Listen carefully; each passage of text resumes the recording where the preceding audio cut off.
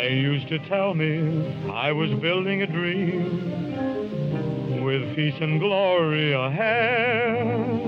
Why should I be standing in line, just waiting for bread? Once in khaki suits, gee, we look swell, full of that Yankee doodly-dum. 500,000 boots went slogging through hell, and I was the kid with the drum. Say, don't you remember? They called me Al. It was Al all the time. Why don't you remember? I'm your pal. Say, buddy, can you spare a dime?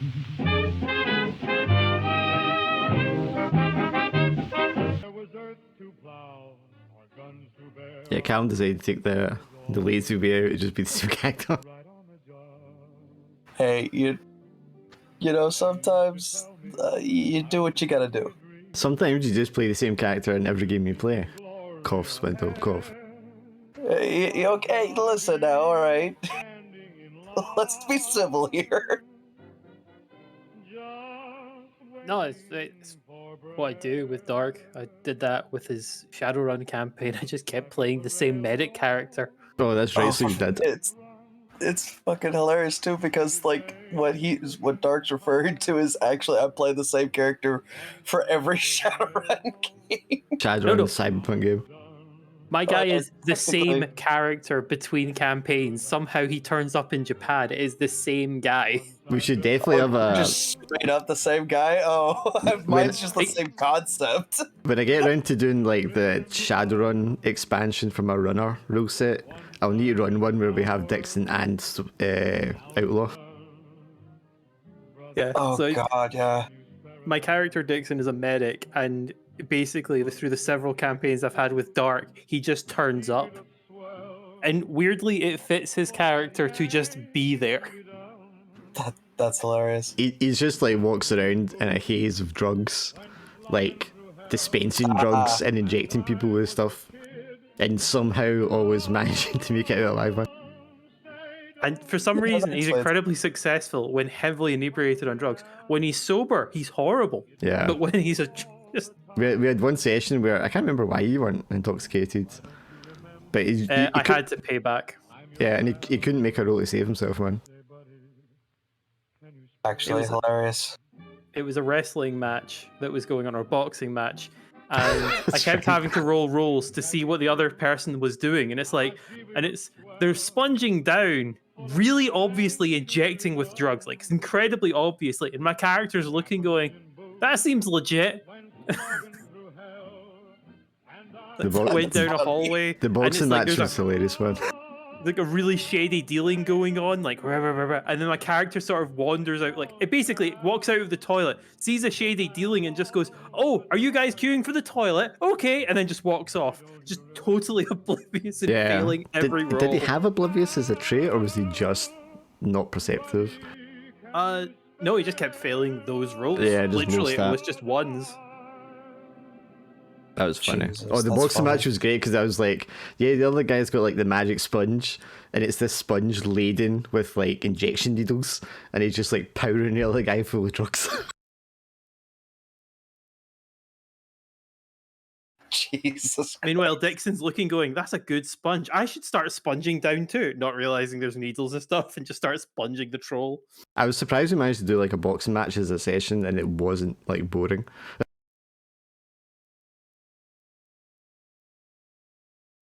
Yeah, no, for Shadowrun and just Cyberpunk games in general, I only ever have like the one character concept that I really like, and that's just because I really enjoyed.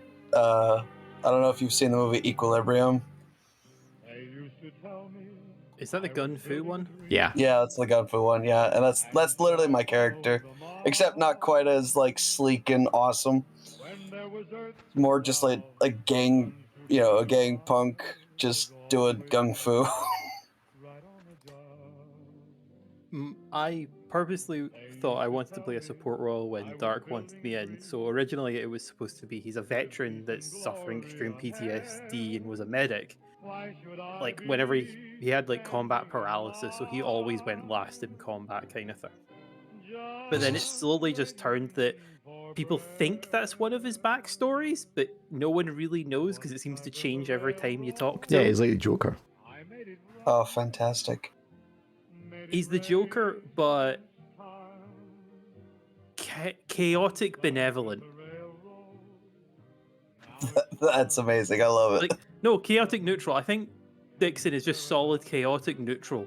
They had to go to a stash house or dealer's house to do like be dope for this guy, and he's standing like outside in the street corner where all these kids are hanging around, and he's like, "Hey kids," and he's giving these lollipops, but they're all like laden with different drugs. Oh, it's like euphoric sadness or something like that. Like Yeah. Because we had a thing like every session he's coming up with like a different drug that just had like gameplay effects. Jesus.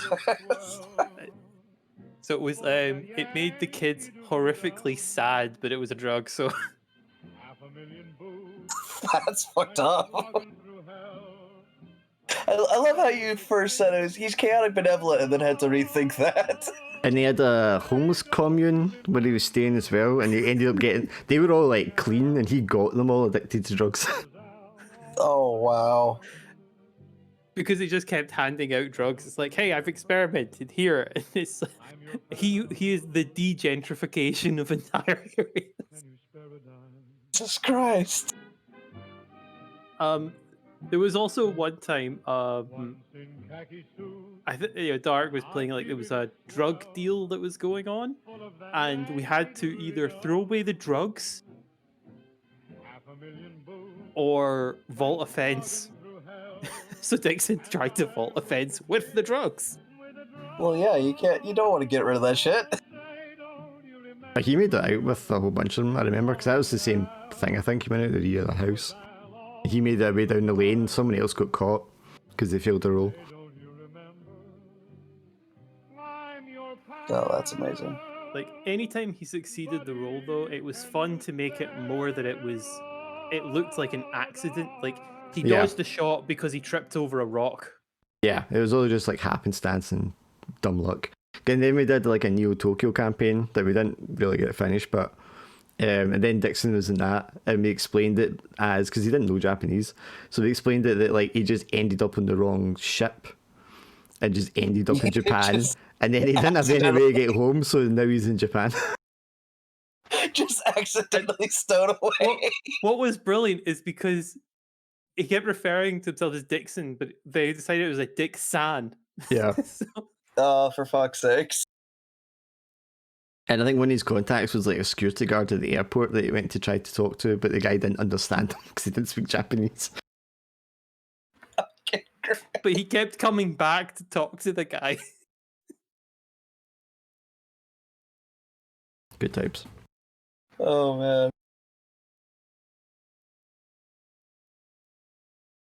Yeah, I guess I'll ask Alan when he gets here, but I'm going to guess that we'll be moving this to 7:30 because so that Alan's not going to be late all the time. I got to give him amazing kudos for his consistency. I'd asked him yesterday, day before, and he said he'd be running his mum and dad around. And then I was like, is the time ever going to be okay for you then? And he was like, yeah, it should be. I don't have anything else on Tuesday. But I knew he was going to be half an hour late. When I saw that I'd set it for 7, I was like, oh, he's going to be half an hour late, definitely. I just love how consistent he is. All right, okay, Alan, we'll change it to 7:30, and he comes in at 8. Okay, we'll change it to 8, comes in at 8:30. Yeah. Definitely not changing it beyond 7:30, because then it would just be later and later. Yeah, no worries.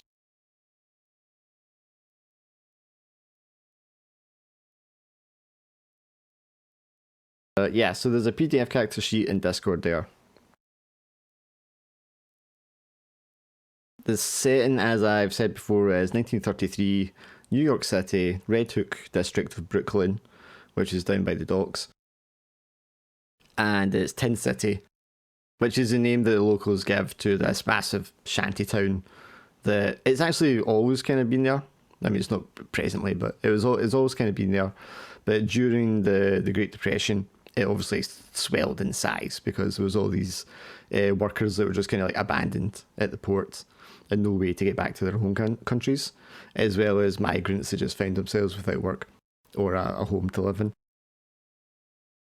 And there's probably like the odd person who was actually quite wealthy, but during the crash lost everything and ended up destitute. I've taken the premise for this from Call of Cthulhu scenario, which is just meant to be for one session, and hopefully bulked it out enough to last for a whole sort of mini campaign. Because last time our whole campaign was like a bunch of different scenarios that I kind of stitched together. So I might do that as we go along, but at the moment it's just one that's been kind of bulked out. So the key thing is that you all have like a tie, a personal tie, investment in the people that live in the squalor of Tin City.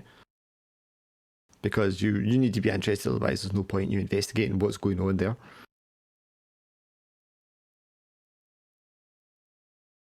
And obviously your characters aren't going to be someone who's powerful or rich, doesn't wield any sort of like great social influence in the area. 1933 America is still like, this is like the lowest point of the Depression recession before it starts getting a little better.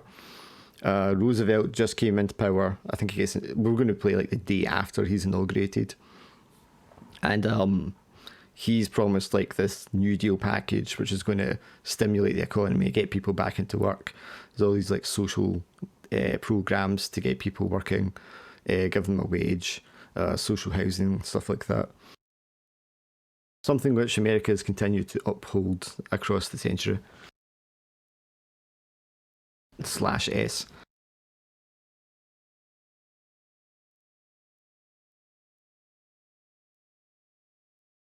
It's still time prohibition. 30s were obviously the gangster era, Al Capone and all that kind of stuff in Chicago. Lucky Luciano, Murder Inc. and the Mafia were, big in New York at this point. So we'll probably, I mean, if we're going to have a mob star, we'll probably have mob stuff in there, but it's not going to be like a big focus on it. And compared to Scotland in the 20s, I mean, it's 11 years later, but it's a lot more kind of modern feeling. There's a lot more vehicles, there's a lot more phones and electricity in places. Obviously not in Tin City itself. There's some really good kind of like videos that have been restored on YouTube of 1930s New York that are good for watching. And you can see how busy it is. It actually reminds me a lot of Glasgow because the architecture is quite similar to a lot of the architecture we have just now. And the level of like traffic looks like Glasgow city centre on a busy day. Lots of foot traffic, lots of cars. I don't think New York had trams at this point. I think they were using buses. I think so. Try to think if there's any other kind of like setting relevant things. Does anyone have any questions about the setting or the kind of things that are going on in the time period? I actually did have a question kind of about the setting, but also the character sheet. You have one of the traits, wealthy. How exactly are you like defining that? Because obviously with it being like the worst part of the Depression. Yeah, I don't want characters that are wealthy.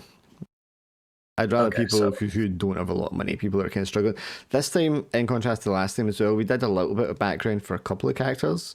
Callum, we did a bit with your wife and kids, and with Laura's character, we obviously did quite a bit with the husband and the daughter.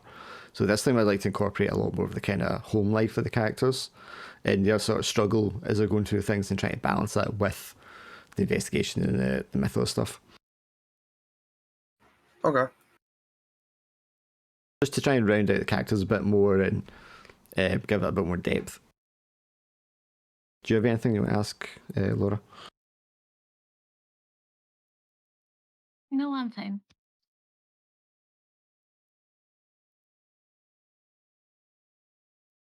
Just get his character sheet open.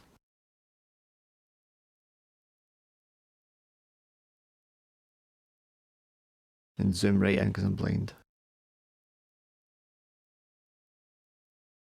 Yeah, so I mean the sheet is quite similar to what we did before. You'll have your, and if you played the Bloodied game, which I know 2 of you did, it's kind of similar to that as well. So you have your background, your occupation. Your occupation is going to give you whatever skills are kind of associated with that. And then you can pick up to 6 skills between investigation and interpersonal stuff. When you're making a roll, you're going to have like a dice, and then a dice for investigation, and then a dice for if you have a trait that's applicable. And you can take stress to re-roll or get more dice. Injuries for health, we're just going to do that narratively, and they're just going to affect you narratively as well. If it's something like a death blow, something that would kill you, a fatal blow, I'll probably let you either roll against it to see if you can lessen it, or you could take stress, or maybe mark off one of your groundings to try and like lower the severity of it. But injuries are going to be a lot more narrative. It's the stress that's the mechanic we're kind of using for that. It's probably a lot easier to go insane this time. You're going to use stress for rerolls, for extra dice. And you'll still roll a dice if like something really spooky, scary happens to you. But you can restore stress. I'll get ahead of myself here. Below the skills, you have your story, which is who are you? You know, that's your name, your appearance. What do you care about? Which will be, who do you care about? Which is family members, friends that are valuable to you. Where do you go to find peace? You know, your favourite location, your home, hobby space, whatever. And then a treasured item or place or activity that gives you comfort. And what you're going to use these for is you'll mark them off when you want to like refill your stress or clear stress, however you want to phrase it. And then you also have luck, which is just going to work like it did in the last game. You can use that to like increase or decrease a roll. And the traits that are there is the other part of the roll as well. You just pick whichever traits you think are applicable to your character.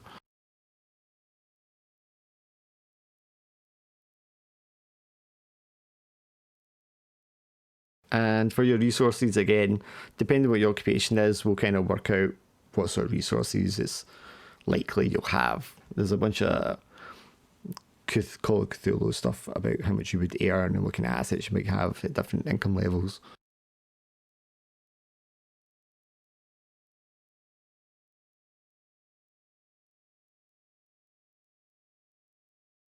And on the right hand side of the sheet, you can see psychosis. So when you fill up your stress, you're going to go insane, and the type of psychosis you're affected by, you can pick or roll for.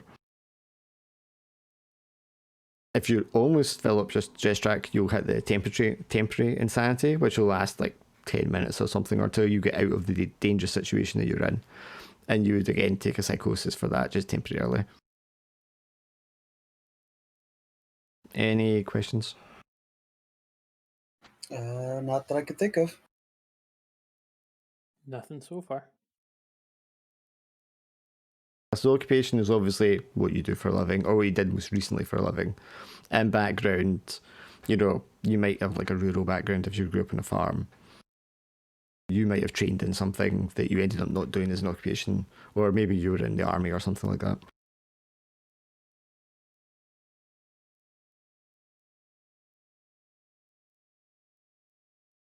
So Swindle, you're thinking like a gangster guy?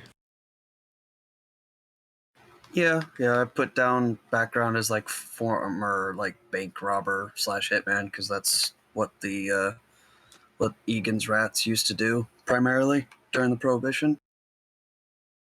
And then after that, they shortly, like I think 1920 something, they kind of like the gang sort of dispersed all throughout America. So were they like bootleggers originally?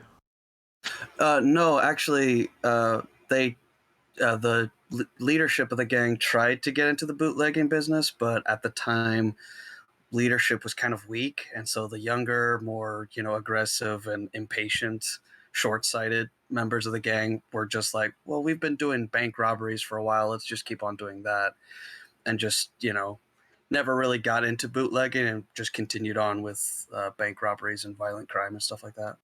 So what are you thinking he does now? He after the gang sort of dispersed, like in real life, a lot of the former rats more or less became sort of freelancer type criminals, doing hitman jobs, or performing, like joining up and with other crews and stuff like that. So for now, I think my character's kind of doing more or less the same thing, just sort of like a freelance criminal, just like, hey, if you need some guy to disappear, or if you need something stolen, or if you need another guy to help out with your heist or whatever, here I am. So he's like a career criminal. Is he like specialised in any kind of role then? Is he like more muscle or what? Definitely more along the lines of like breaking and entering, but also he's not at all opposed to taking life. And he's actually, criminals from St. Louis in particular were quite revered for like if basically someone found out you were a criminal from St. Louis, you were kind of like a big deal, as far as like, oh geez, yeah, don't fuck with that guy because he'll just kill us. Obviously not like I'm not nearly like Al Capone or Lucky Luciano, but What's his kind of ethnic? a little. What's his like ethnic background? Because obviously that has a lot to do with the kind of criminal gangs you can run with in this era. Yeah, I actually hadn't put too much thought in that, but I was thinking just like maybe kind of Italian, but not like more American than Italian. Just have some vague ties to it, but part Italian, yeah, like grandparent or something like that, maybe. Yeah, if even was like Italian Irish or something, or was he from like, or is he maybe like from the orphanage and he doesn't really know and he just kind of runs with Italian kids and a mix of people? Yeah, very, very probably more like that, because I don't really have a whole lot of family life. But yeah, definitely more of like an orphanage kid, just vaguely ethnic, but yeah, just mixed. Yeah, so it's more about your geography, where you grew up and where you were around, rather than an actual cultural background. Okay. Exactly. And Laura, you're going to be who? Gerta Nordstrom. So she came over. Her parents died, and she was like a Swedish immigrant that came over. And she ended up finding work as a charity clerk for the Salvation Army. So you're going to have a job for a charity that's active in Tin City, and because you're a Swedish migrant, a lot of the guys are like ex-sailors that live in the Tin City, and a lot of them are Scandinavian ex-sailors. So you've obviously got a shared cultural background and language, yeah? Yeah, pretty much, yeah. Are you thinking, I'm trying to think, are you going to like have people you care about that are in Tin City? Like relatives, close friends kind of thing? Yeah, she has, well, my character has her cousins that came over at the same time, and she's got a couple of Swedish friends as well. And what's her home life then? Is she married? Is she engaged? Does she live at home with her father and parents? She's only 22, so she's what's called she's flat sharing, so with another woman, I assume. Yes. Given the time period, is her parents still alive? No, they're dead. Okay.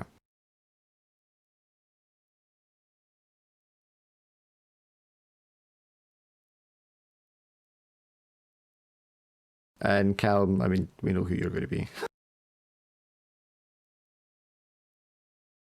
Wah, wah, wah.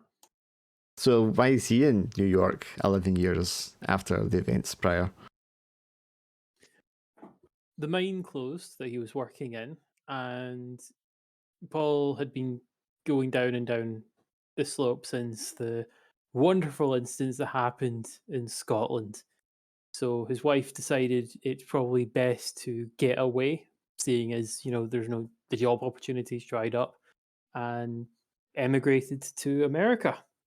Obviously, not coming from a wealthy background, moved into Tin City, and he's trying to get on work probably as a dock worker or a general labourer, but his family will live in Tin City, and his kids will be making friends with other kids, and there's other communities and people that he interacts with through his job and there.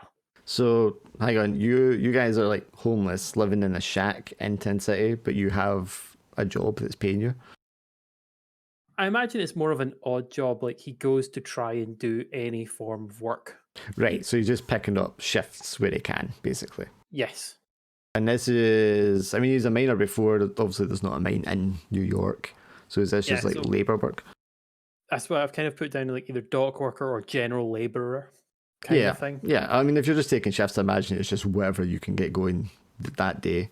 Yeah, I mean, I think it's not uncommon at this point as well. You get like just large groups of men hanging around certain areas, and guys would drive by and say, you, come with me, and take you off to a warehouse or whatever for a job. Or the masters in the dock might come down and just pick out like half a dozen guys to come and unload a ship or something like that. Okay, so you're going to be living in Tin City in one of the shacks. Yeah. And it's just your family in the shack? You're not sharing it with anyone else? I think it's probably because they'll have built their own shack in it, so they'll have their own one. But it's pretty much shares walls with others. It's like it's pretty much jammed in there. Yeah. Yeah, because at this point, I can't remember the actual size in the city, but there's about 200 odd shacks, constructions set up for like temporary housing, and there's about 1,000 people between them. That obviously fluctuates, but yeah. Hello, Goose. Alright. I ate some shortbread and had some iron brew, so I feel vaguely human again. I just went over the key parts of the setting. Wait, you read the primer anyway, so you got the gist of it, yeah? Yeah, I think I've kind of got a handle on the setting. I just still don't have a strong idea in mind for characters or anything. Well, I was saying to them, the things I want is like, so we've got this Tin City, which is a shanty town. It's era prohibition. It's at the pure depth, the nadir of the Depression recession. So all unemployed and all homeless. And you just need to have like a strong connection to the people in the area to actually care about what's happening to them. So you're actually invested in what's the events that are going on. So you actually get part of the investigation. So either yourself or your loved ones or whatever will like be there and have a reason to be there. So we've got Paul, who's came across from Scotland and then found themselves destitute. Laura's playing, is it Gretna, sorry, or Gerda? Gerta. Laura's Gerta, who's a clerk in the Salvation Army and is also culturally linked to the people that are in there because a lot of them are Scandinavian. And then Rocky, who's a gangster. What's Rocky's actual tie to Tin City then? I was sorry, I had it like he was hired, like that someone had gone missing around Tin City, Red Hook, and that he was hired to like find them.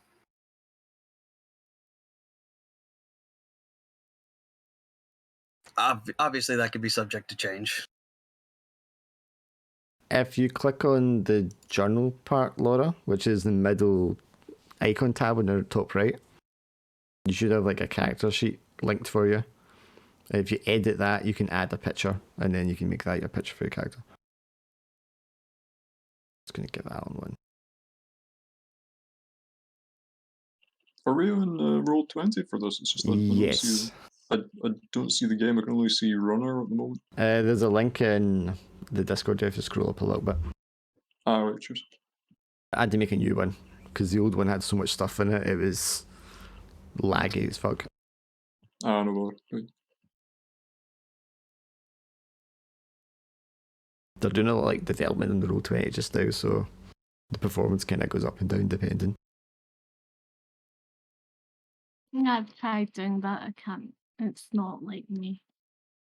I can sort that out for you if you want to like find a picture that like you like for your character.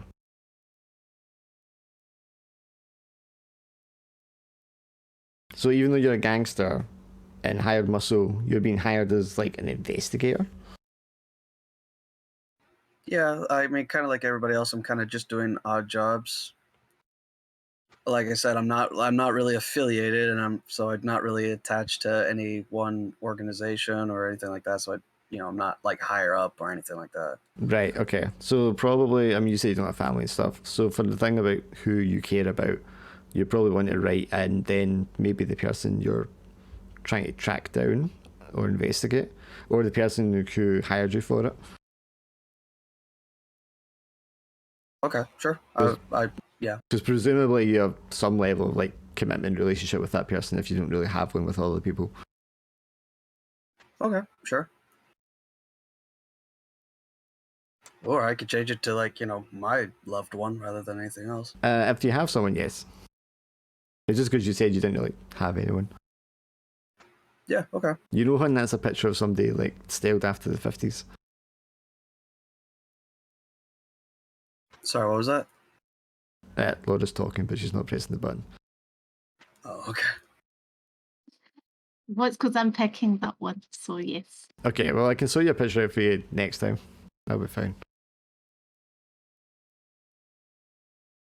Yeah, so Alan, I don't know if you want to be a resident, like Paul's going to be, a homeless person looking for work and such, or if you want to be linked to one of the charities that operate in the area, or if you want to just have a close relationship with people who are in the area somehow, and that's why you're like invested in going down there.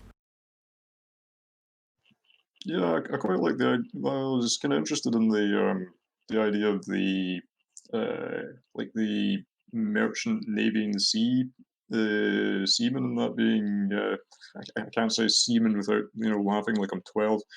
The seamen being like displaced by the collapse of their employers. I was thinking maybe like going to like kind of low-ranked former officer from like one of the ships. I'm like stuck there with not, I kind of feel responsible for getting the crew back home, but we don't Sure. have the money to make that happen. And I've now hit the bottle, and I've been like drawing in, I've been like taking odd jobs to make ends meet, and probably also doing illegal boxing matches to try and make money. Yeah, I mean, that would work. So I said before, most of the seamen that are staying here are of Scandinavian nature, so... Yeah, that's fine. Laura's character is Swedish. But there's also a lot of Puerto Ricans that have ended up here. There's some Irish. There'll be some like African Americans, although a lot of them live in sort of South Brooklyn rather than Tin City at this point. So I mean, you can obviously be of any kind of ethnic sort of background you want to be, but if you were of like Scandinavian, you'd probably have an easier time like talking to residents because you would speak the language. Yeah, I'd probably go with that, mostly because I feel like me trying to do like stereotypical drunken Irishman would be too much like a stereotype for me. Yeah, I'll just stick with like some kind of Scandinavian, Swedish or Norwegian or something. Yeah, probably Swedish makes most sense. Yeah, that works. And if you're like an officer one, so you're, I don't say you're more educated, but you're used to a little bit of a higher standard of living then because of your wages. Not like super high up, but like some kind of modestly like a little bit above just like the basic. Yeah, you're used to making like decent money for your family. So would most of your family then be back home, or are they like stranded here with you? Yeah, I would see them as being like back home that are kind of torn a little bit between like, you know, do I just try to get up enough money to go back myself, or, you know, like am I going to be able to cope with like the thought of leaving everybody else behind and just like ratting out the rest of the crew that are also stuck here? And if you're a guy here on your own, you're probably like sharing a shack with a few other people. Sure, yeah, I'd probably be like cooped up with a lot of the people from the same boat, I guess. Yep, that makes perfect sense. So on the sheet itself, which is also in Discord there, you got your background, your occupation, you know, that's what you're doing now. Well, your occupation is going to be, I suppose, boxer, if you're... Yeah, I guess. If that's where you're getting most of your income from at the moment. And then your background would be sailor. And then you get 6 points to spend on the investigation and the interpersonal skills. You can pick whatever traits are applicable. You're not going to be wealthy, obviously. And when we do rolls, you're going to get like a dice, and then you get another dice if you have a skill, and you get another dice if you have a trait. You can take stress to add extra dice or re-roll. At the bottom, there's a section that says your story, and that's information about who you are, who you care about, what you do to relax, and that kind of thing. And you will mark those off in order to recover stress that you've taken. Your resources are probably going to be very meager, considering your situation. And injuries are going to be like narrative rather than hitboxes or anything like that. If you take something like that's a severe or fatal blow, I'll probably give you a chance to roll or take stress in order to reduce that severity if you don't want your character to die at that point. So when you actually kind of like physically die, it'll probably be left a lot into your hands, your decision making, if you feel it's appropriate for your character to die at that point or not. You're more likely to go insane than anything else, I think, given the way it's structured.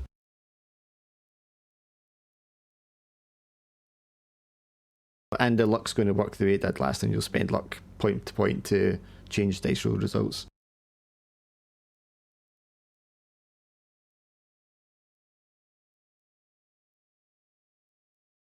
What's with the raccoon swindle? It's just funny.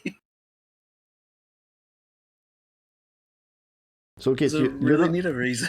Ryan, so you're not hired to find someone. You're saying your wife is going to be missing, and you're going looking for her. Yeah, why not? Okay. Make it more dramatic. Are you living in Tin City as well, then?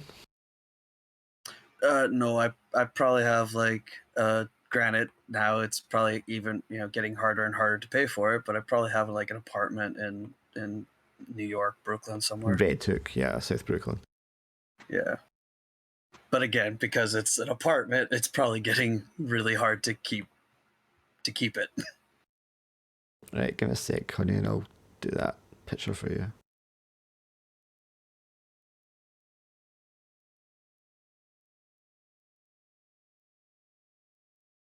For your luck, you can either choose to start with just 7, or if you want to risk, you can roll 2d6 and use that result as your maximum luck and starting luck. You probably won't get the chance to get luck back during this game. If I'm feeling generous, like halfway through, I might give you luck back. You said 2d6? Yeah, or you can just take 7 if you want to play it safe. Yay, 8!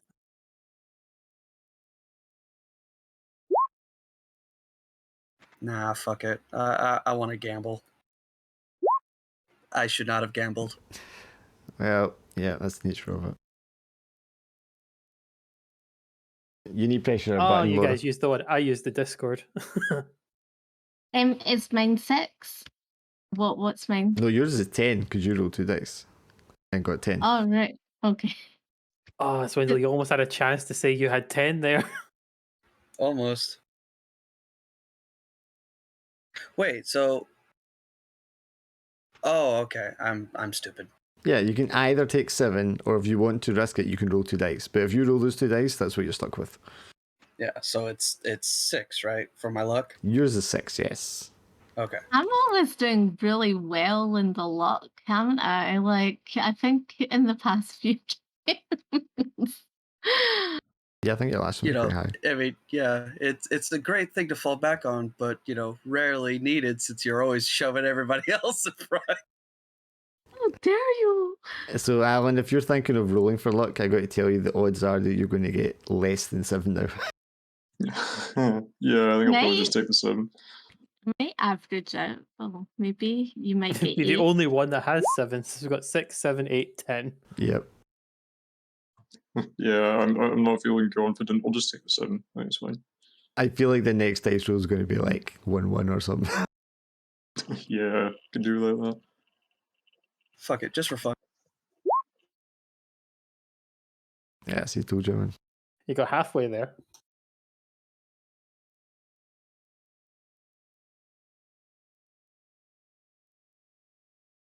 Oh, I'll get it out of our system. Did I take it? No, you won't get a dice if you don't have a skill or a trait. It's not how I've written it. Yeah, if you don't have a skill or a trait, you roll 2 dice and use the worst result. Yeah. Because I try and encourage people. I really like the mechanic of taking stress or risking taking stress to take more dice. But whenever I do it, people are very adverse to doing it. So Not me. You really have to, yeah. But I mean, generally, you have to really twist their arm to get them to do it. Because like Glim's the worst, man. He just looks at it and he goes, no. Yeah, even Laura takes the hit every now and again. Yeah, I think I Only got when- better as Only when came everyone else has along. exhausted it. Oh yeah, 100%. Yeah, that's usually whenever she's like, "All right, things are getting bad. Now I gotta take stress." Oh, come on. When we did the vampire game, like, I totally took out that guy, didn't I? So, like, I've been quite good lately. Just teasing. This will be fun. Just some background Golf here. clubs at the ready.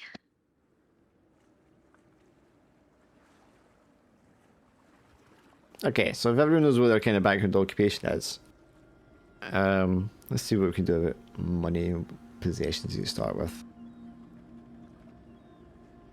So start with your guy, I guess, Callum. It's easier to work out with. Okay. So I think you will probably get $8 a week because some of the charity programs, that's what they give out to people staying there. So you probably have, let's say, $8 in your pocket, and let's say another $8 from shifts you've pulled. So you start with $16. And each week we go through, you'll get $8. Yay. And resources, so you've got your own shack.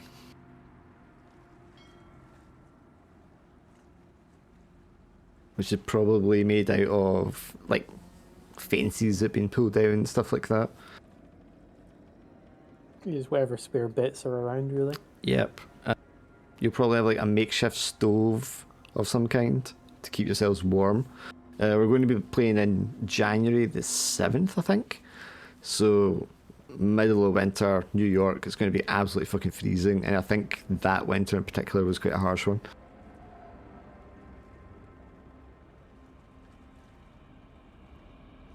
And then I guess any just like personal belongings you brought with you when you migrated.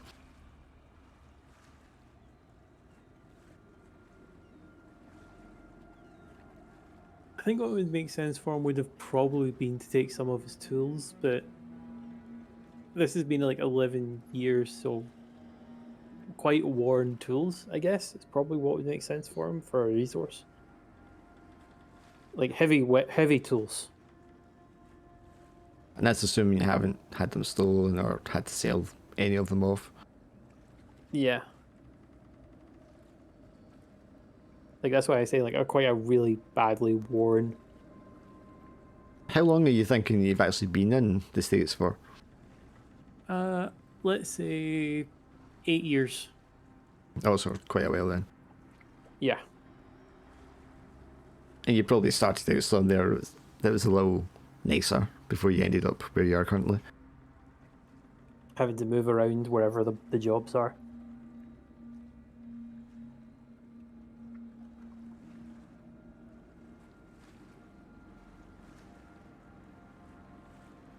So I think we got you covered.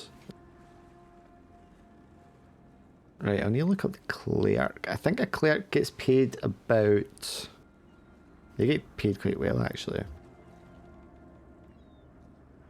Because I think a full-time labourer can earn about $20 if they can find that work at this point a week. And I think a clerk can get like $30 or $40 a week.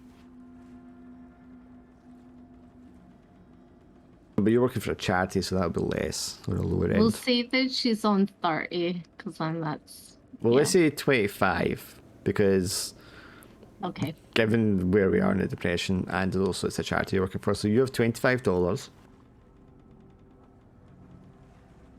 You have a rented apartment that you share. You must have like enough clothes that you can go to work and keep yourself looking decent. Yeah, because it's Salvation Army, so they give clothes as well. So we have like a work outfit and stuff. Oh yeah, because they have like a uniform. And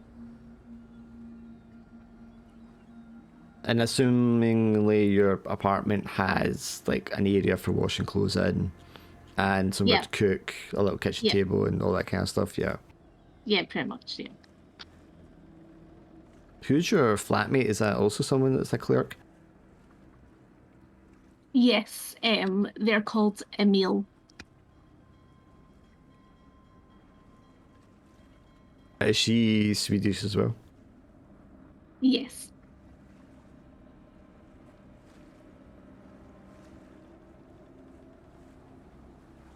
But it doesn't seem likely you'd have a car or anything like that. No, I don't think she'd have a car. She's only 22, so... Sure. So Swindle, I mean, you were thinking wealthy beforehand. So did you maybe have money when you initially came to New York? And you've just kind of like, you know, got less now?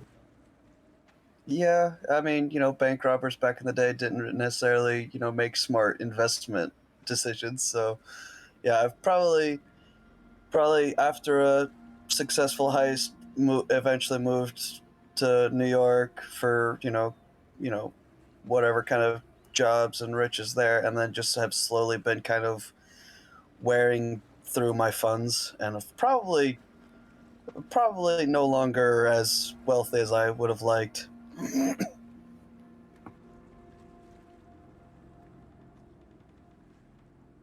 I'm trying to think, because a lot of the kind of like criminal stuff going on around you is going to be depending on the neighbourhood you're in.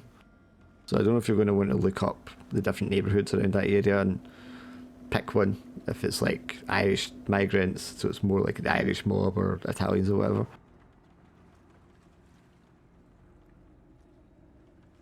Yeah, probably more like the Irish mob.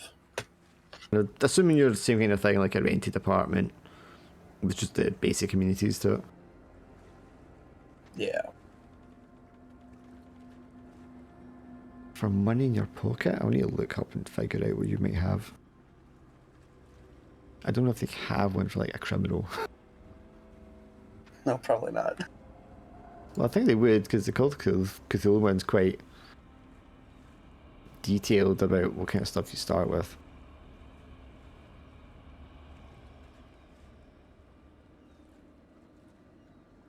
Whatever you say, I'll accept it. You start with a dagger that constantly oozes blood for some reason. Okay, criminal, yeah, credit rating's got a big variance here. Let's just go for the middle, which is about 30 in their terms.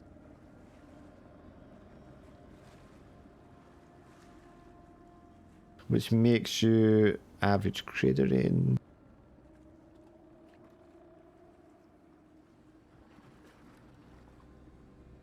Okay, so you've got $60 in your stash.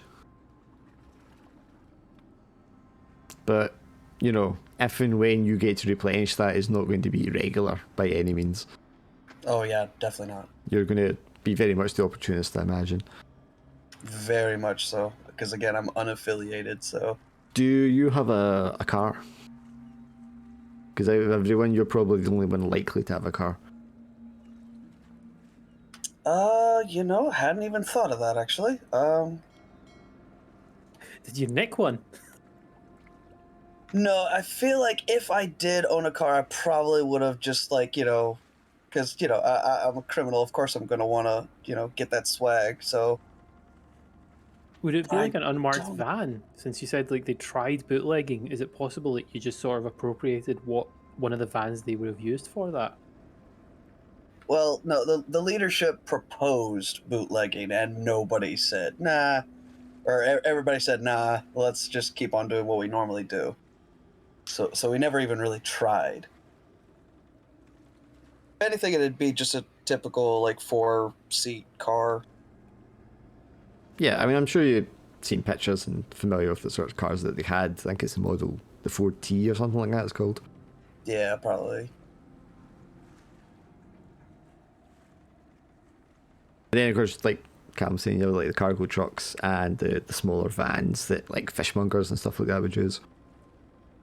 But, I mean, if you're a criminal and you're going for flashy, that's probably not your style.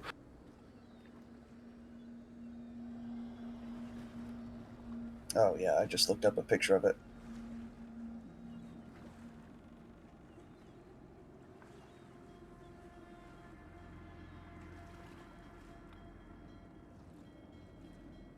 Yeah, I mean, if you're a muscle guy and stuff like that, no one close to you, like geographically, proximity, is likely to steal it from you, I don't think, if you're like linked to gangs and stuff like that. Probably. I mean, they probably know better than not. So yeah, I mean, you could have a car if you wanted. Yeah, just something. And do you have a gun? I mean, if you're a stick-up man, you've got to have one, right? Yeah, I imagine I've always got either a gun, some knife, or a thing of a knuckle duster at least. I always try to keep at least one on me, so if I could have all three, great. But Yeah, I mean, you could definitely have all three. Blades are everywhere. I think most people carry a knuckle duster or something like that in case they get mugged. yeah. And the guns were really common as well, easily available. Definitely. I mean, those shitty sort of homemade guns were everywhere.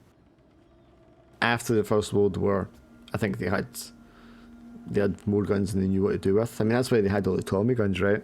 Because they had all those left over from the First World War and they never used them. Yep. So I don't know if I would own a Tommy gun, but I would probably own a pistol or something. Unless you say I can have a Tommy gun. I mean, if you're a stick-up man, I don't think it's outside the realms of logic that you would have one. Me? Because if your job is like sticking up delivery vans and storefronts and stuff like that, the bigger, more impressive a gun is, the more likely it is to work. Or you might just want a shotgun or something that's easier to conceal, because obviously a Tommy gun is not easy to hide. Yeah, I think I'll go with the shotgun.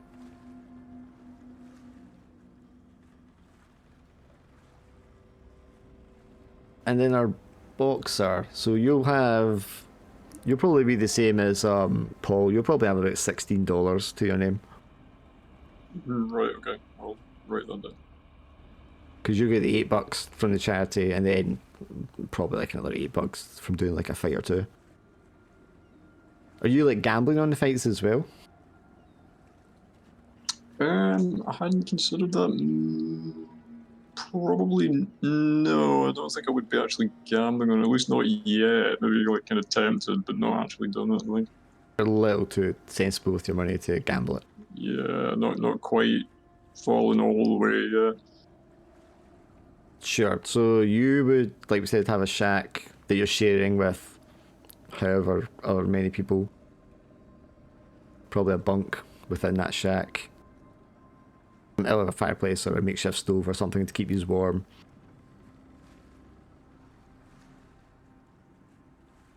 And probably just a few trinket personal possessions that you still have held on to.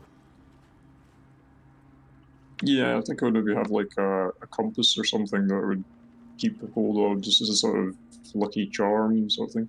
Would you have like a locket with like a photograph of your family or something like that, maybe? Yeah, probably have some kind of photo of the family back home, yeah.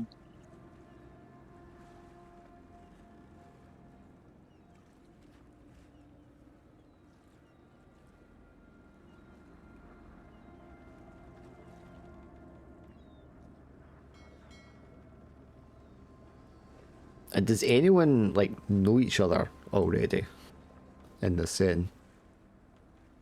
I imagine Paul probably knows our boxer friend. Yeah, maybe being at like one of the fights or something. Probably, yeah. I could see Paul going for that. Would you even be neighbours, like in the same sort of close area within the settlement? Well, I imagine it's sort of a community feel, so probably interact with them on a Yeah, regular basis. yeah, that probably makes sense, yeah. I feel like Gerta would probably know what's called Paul as well, and because people come to like the Salvation Army, don't they? So Well, if you're the clerk for the Salvation Army, your job's going to be like in their building, typing up stuff. But are you thinking you're also going to do some like actual frontline work, dealing with people as well? well, I do that as my clerking job, but like maybe I do some volunteering as well. Yeah, because it's people you know and stuff like that. Okay, so you probably Yeah, know the two of them then, Paul and whatever our boxer friend's going to be called. yeah.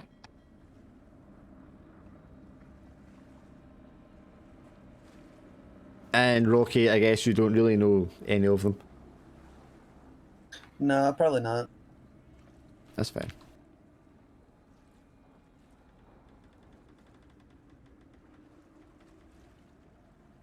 Would we know Rocky's name in the street? As in, people passing and when it's like notorious gangsters. I feel like no, definitely not. I feel like I'm probably more of an unknown as far as like criminal history or like criminal infamy at least.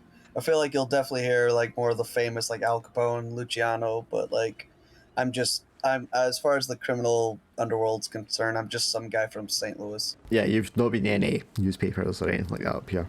No, and I probably never will. Oh, okay.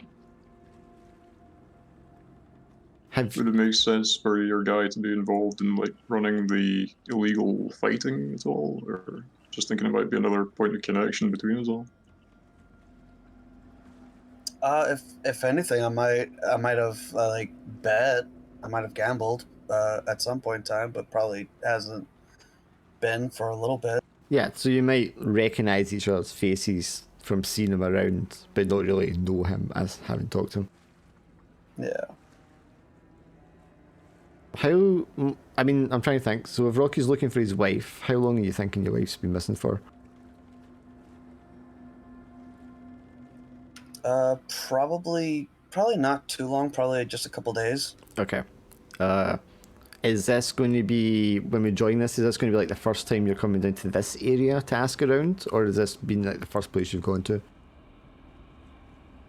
Yeah, this will probably be like the first, like, maybe I've managed to catch a lead and somewhere, I'm just finally getting around to Red Hook or getting around to Tin City and trying to ask around. Okay, so if she's been missing a couple of days, you've maybe been down here once or twice before already, asking around, and this is you kind of like coming back and following up on a lead. Yeah, probably.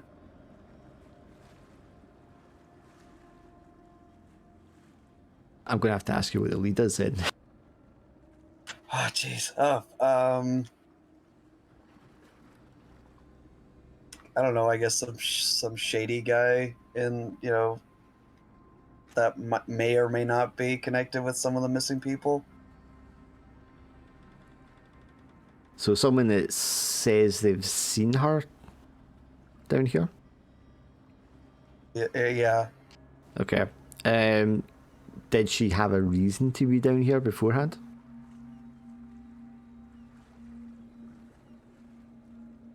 I think initially, like maybe she met somebody and then they took her around this area, but Well, would she be down here doing charity work, helping out, or visiting someone, and then she's gone missing from down here? Or are you thinking she's just gone missing? You have no idea where she went missing from, but your questions, your investigation has just led you down here.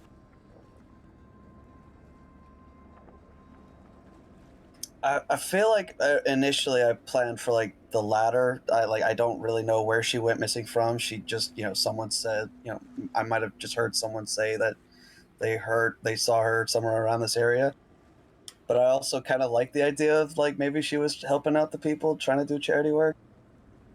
Sure. So let's say you've asked around, and one of her friends you spoke to said, "Oh well, she was supposed to be doing some charity work down at the docks, Tin City, that day," and then that's when you've gone down there to ask around.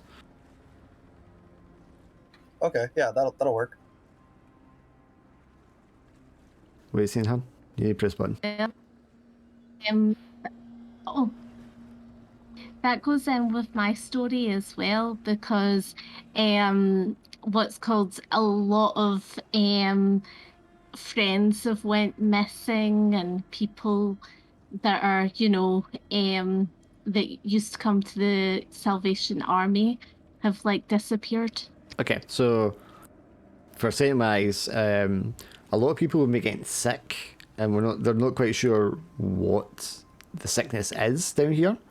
So the Salvation Army know about that, obviously. Well, you'd all know about that. And as for people missing, I mean, so we're going to be January. Last September, a handful of sailors died from poisoning because they drank poisoned alcohol. And that brought some sort of media, city council, cop attention onto the area. And since then, there's been a handful of disappearances, not more than like 4 or 5 people, but unexplained, just disappear. People who had friends and family down here who you wouldn't have expected to just up and disappeared.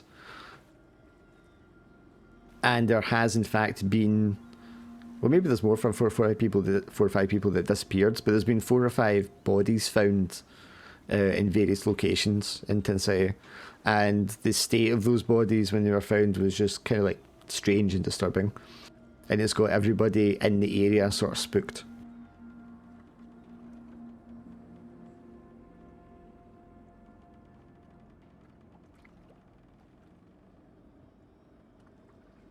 And since you guys are so like tied to the community, I can give you some of the names, I think, as well.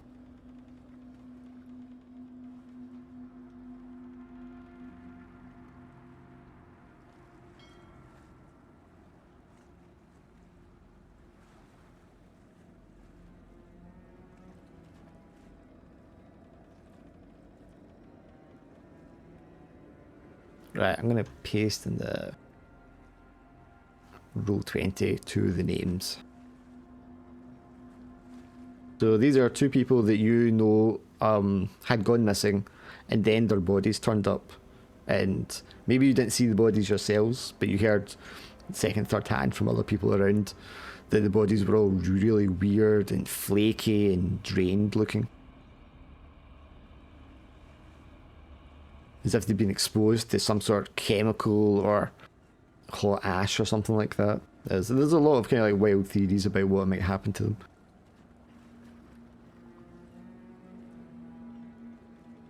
And for you guys that actually live in Tin City, you'll have heard as well, rumours going around about faceless men coming in the middle of the night and stealing people away.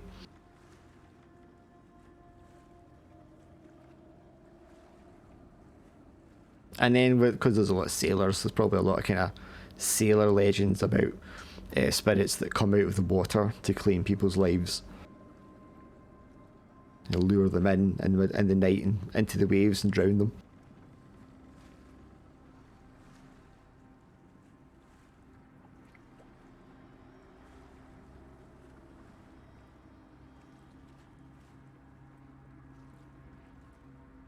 I mean, you can not do this if you want, but maybe it'd be good if Gerta is the person you've came down to speak to, Rocky. Sure.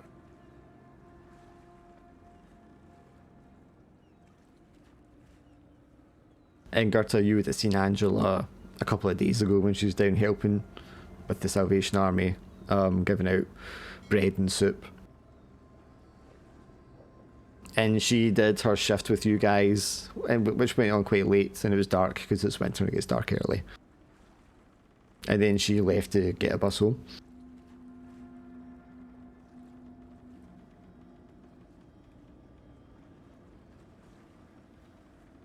That's you.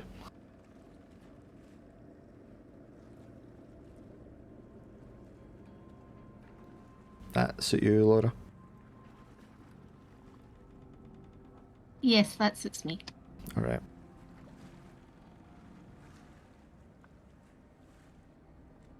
Okay, so if we start with Alan, what investigation or interpersonal skills have you picked? Yeah, I was thinking about that, trying to think what would work in context, just so I can pull the sheet up again. Okay. What about you, Callum? Which one did you pick? So I think athletic, because he's probably not eating as well and he's had to go and do a lot of walking, so he's probably a lot fitter.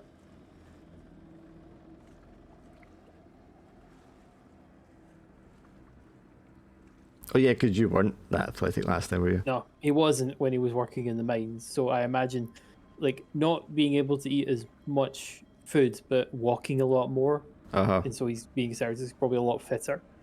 I imagine he's probably a bit more strong-willed because of what he's had to deal with and all of the sort of having to move and set up, as well as the Cthulhu stuff. Uh-huh. So he's been able to keep it together for this long. Charismatic, because he's had to interact with the community and he's interacts with lots of folks. Yeah, I think Paul was quite charismatic. And Definitely. I'm not sure about this one. Because of the shanty, I don't know if he would be trained in combat or not. I'm not unsure. What do you guys think?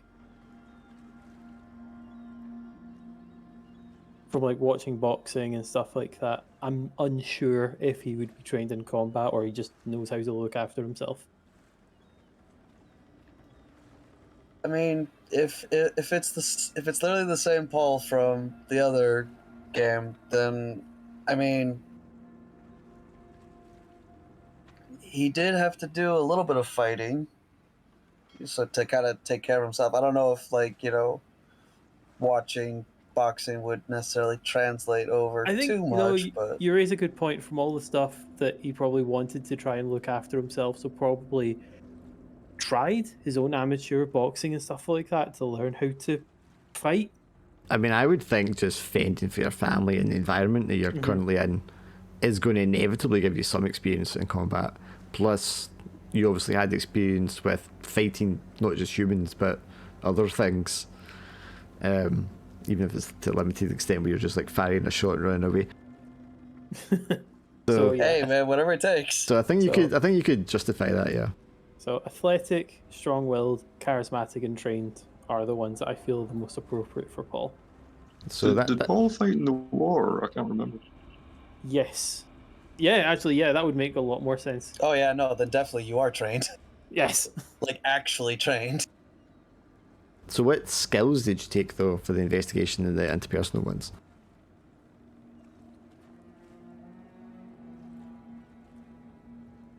Probably investigation, I imagine, would be wilderness, natural history, and scene analysis, I think, are the most appropriate. Questionable for surveillance. Well, do you get, so you get 6 to choose between both categories together.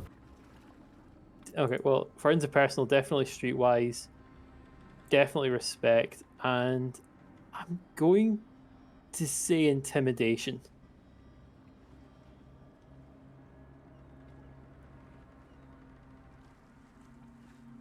I mean, depending on how you want to play it, it can be intimidation or authority, because they're both sort of different slants in the same kind of interaction. I think authority is a bit more Paul than intimidation. You're right. I think authority is more apt. Because intimidation is very much, you better do this or you're going to get hurt. Whereas authority is just like, you've got to do this for me, I'm telling you to do it. You know what I mean? Yeah, authority is more of a fitting of Paul. So, natural history, scene analysis, wilderness, and authority, respect, and streetwise. Depending on how you got your PDF set up, you should be able to like tick all these things on the sheet as well. And then double check when you're saving it actually saves the changes. What skills you picking, Laura?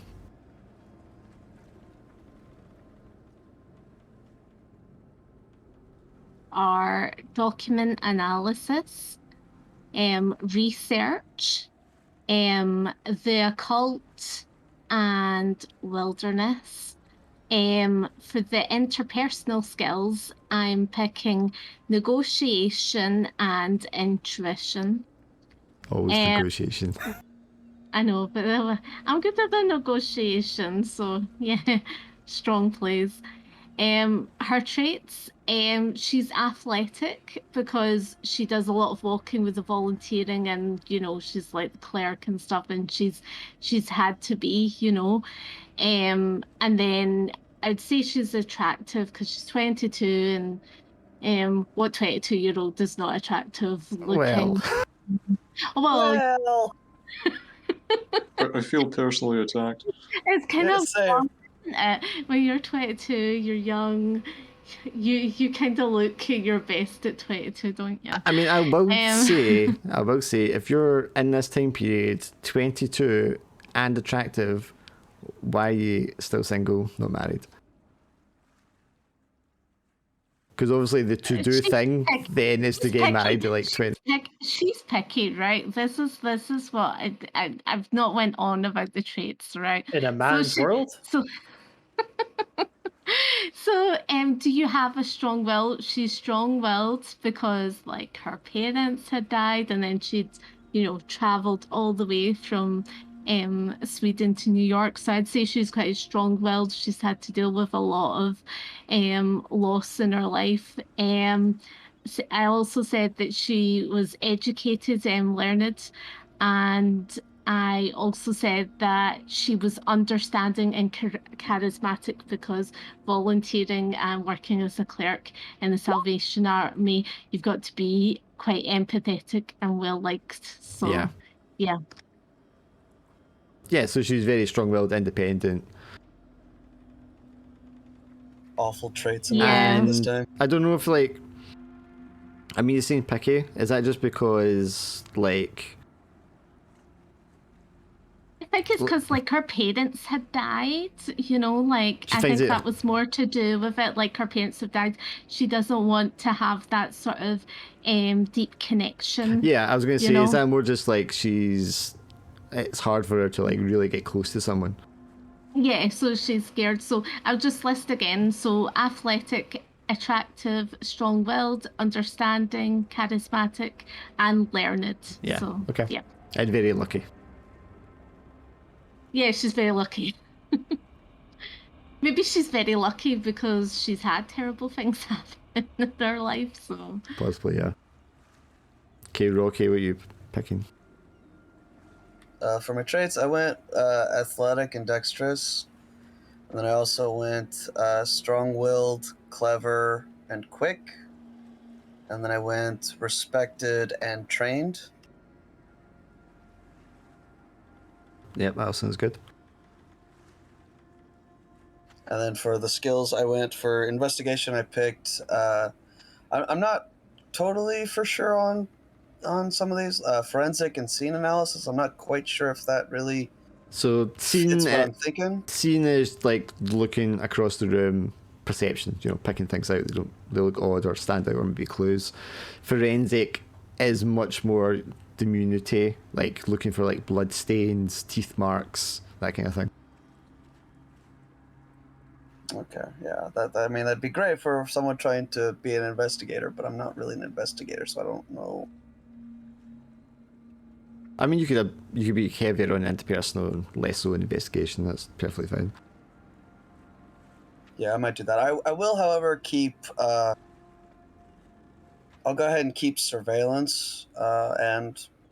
Yeah, I mean, if you're like casing a joint or something like that, that makes perfect sense. If you're watching out for people following you, makes perfect sense. Would it also make sense if I kept scene analysis and changed forensic for something else, or? Scene analysis would make more sense, I think, yeah, because that's, like I said, perception. It's like looking around and trying to spot. Again, if you're like casing joints, looking for locks, secret stashes, stuff like that, that would definitely fall into scene analysis. Okay, so in that case, just surveillance and scene analysis, and then for interpersonal, I picked intimidation and intuition and streetwise, and now I'll swap forensic analysis for deception. Yeah, that's exactly what I was going for. Like, at one point, I was flip flopping back and forth between intuition and deception, and I was like, I really want both, but I don't think I. Well, I was like, how can you be a crook and not have deception? Yeah. I'm just thinking of intuition because it takes a crook to see if like is this dude shady or you could drop scene analysis and take intuition because they can both do similar kind of things. They're just one's a kind of natural ability, relying on experience and senses without really acknowledging it, on an intellectual level. Oh yeah, well, I mean, I've actually got enough points to have both. Right. I was just like it was forensic analysis that was kind of taken away from deception. Sure. Yeah. So, but now it works out perfectly. So. Sorry, Laura, what were you going to say? I was just going to say because I've got intuition and you've got deception, and I just thought of our last game, Confess. Oh, jeez. I will not be metagaming ever again. I've been told off. That's all right. It was all good fun. So we come back to your guy. What's your guy called, Alan? You got a name? Yeah, I was trying to come up with something suitably Scandinavian. I was thinking Erik Lundgren. Oh, that's a good one. It's also very close to a character I've already named as well. So it's fine. No, it's the Lund. I think the one I've got is Lund. But Lundgren, I mean, they're both quite common names. Eric's obviously a very common Scandinavian name. Sure, so Eric. So what has Eric got for traits and skills? Traits, I think it would make sense to have athletic and strong-willed, coming from background of being, like, I'm guessing probably like a petty officer or something. I'm not terribly sure of like the hierarchy on ships. Oh yeah, I mean, if you're in charge of anybody on a ship, you got to have a strong will. Yeah, fair enough. Probably respected again, coming from that. Probably taking trained in combat as a result of doing the boxing, and I think maybe like as a result of being used to dealing with people, and maybe take like understanding as well. Yeah, understanding, compassion, empathy, just that's like shared experience thing. Totally. Sure. Investigation skills. I was thinking like as a result of maybe like spending lots of time dealing with like Morse code, reading charts and so on. Maybe going with cryptography. Would that kind of lead into like an interest in that kind of turn of mind? It can be. It can also be due to military experience. It could also be a hobby for some people as well. Yeah, I mean, I'm guessing like you spend a long time at sea with very little to do. You're probably looking for something like that to pass the time. Totally, yeah. On the side tack, I was thinking maybe document analysis, because again, you're probably going to be like reading everything you've got lying around very many times over. Sure. Maybe surveillance, I thought might make sense. As a result, kind of sitting there for long periods of time, looking out for hazards at sea. And just inspecting the ship and stuff like that as well. Yeah, totally. Yeah. Interpersonal skills, I'm thinking authority probably makes sense. Reassurance and respect, I guess, would probably make sense to go for those. They all make sense. I would also suggest if you're a boxer, intuition or streetwise would come into it as well. Right, yeah. In that case, I would probably. I think I'm up to 6, so I reckon I probably need to swap something out. I mean, it's up to you. I'm just thinking because a box is obviously a lot about anticipating movement and awareness. That's true. How do authority and respect actually differ? Is that like one is that you command authority and the other is like you respect authority? Respect, I'm thinking it can go either you're good at like showing respect, displaying respect for another person, but also maybe you're just the type of person just from your demeanor or your outfit or your position that people intuitively kind of like respect you, or maybe your honesty or your straightforwardness or something like that. Authority is very much you just you're one of those people that's just automatically the boss in the room.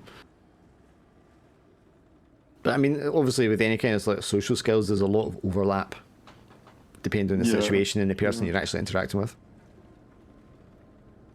I might swap out respect for intuition in that case. That probably makes sense.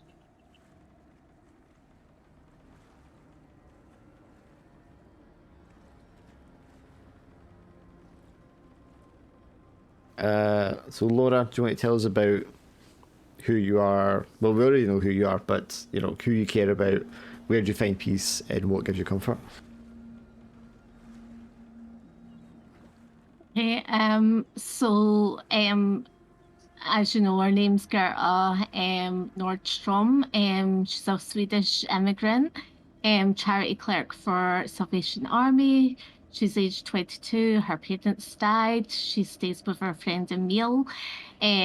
She has 2 cousins, Elsa and Carl, that she cares about, and she has another friend called Oscar that she's close to.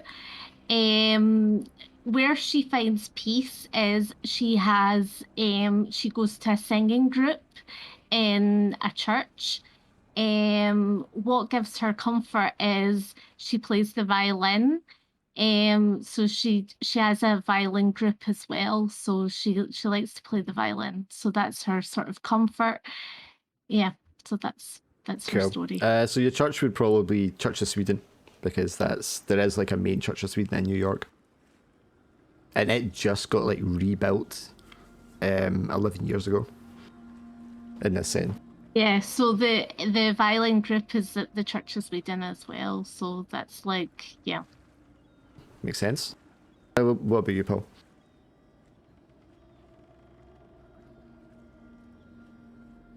What religion is Paul? Your story section at the bottom. Who do you care about, where you find peace, and what gives you comfort? Who he cares about is his family and friends, so his wife and immediate friends that he has in the community that he's formed. Where he finds peace is with his family in his home. Like, that is his space. Like, that's where he feels most comfortable. Yeah. What gives him comfort is a small coal craft that one of his kids made for him, still in Scotland, and he still has that. Even though it's cold and it's something they could burn for warmth, it still brings him comfort to have. So it's a little bird made out of a piece of coal. Oh, that's going to be useful.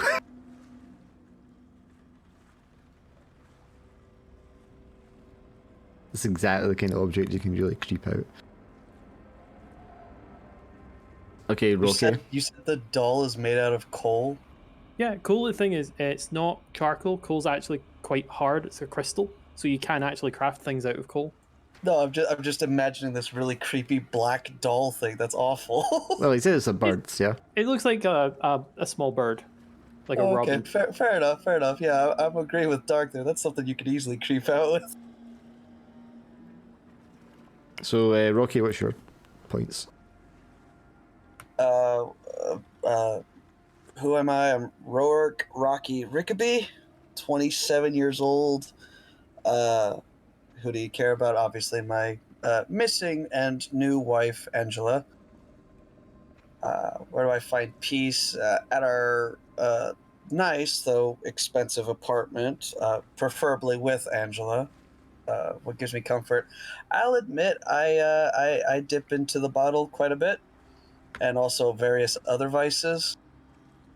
I kind of slowed down whenever I married Angela, but now that she's missing, I've kind of been a little bit stressed out, so I kind of dip into, that stuff a lot more.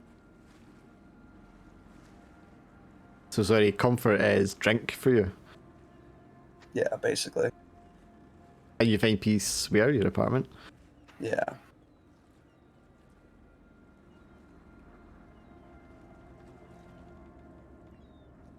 What about you, Eric?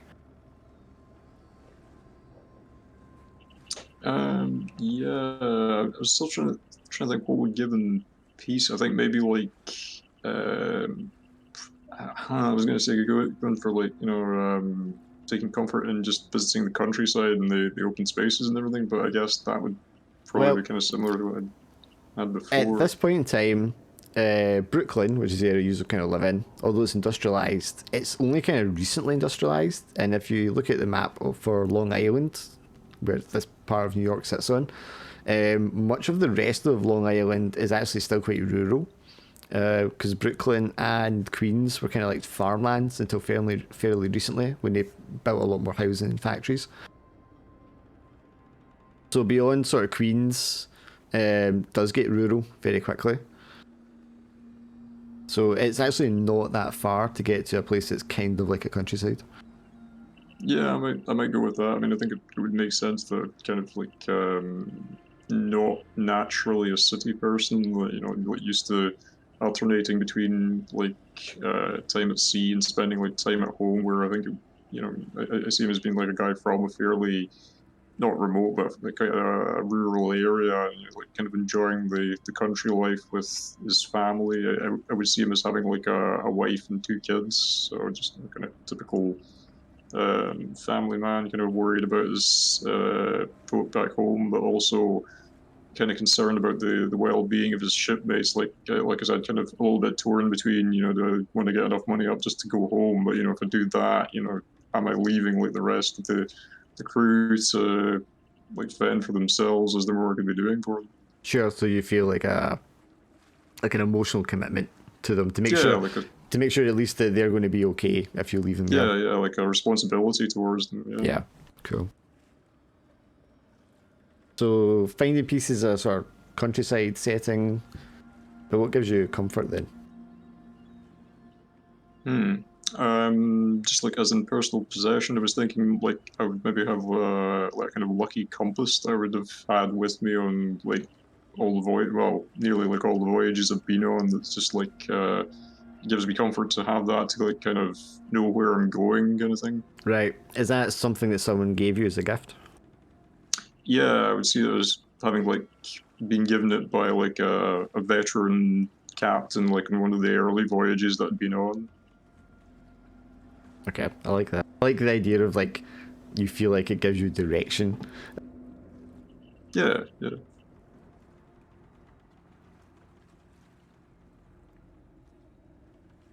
Right, I think this all sounds pretty good. Does anyone got any questions just now? Not that I can think of. Nothing. All seems fine. Everything with any questions? Okay, we don't need to do like lines and veils stuff because obviously we play together and I know the stuff that you do and don't want in the game. Birds and dentists mainly.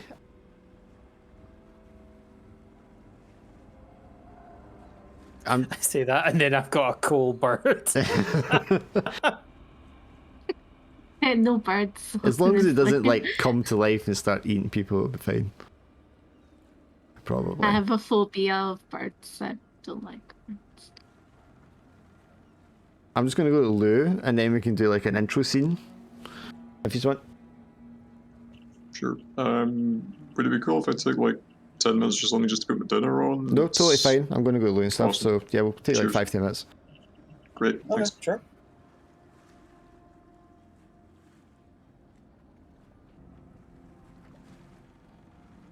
I don't know if I said this already, but so my cousin Tink, he listened to the whole of the last season of this.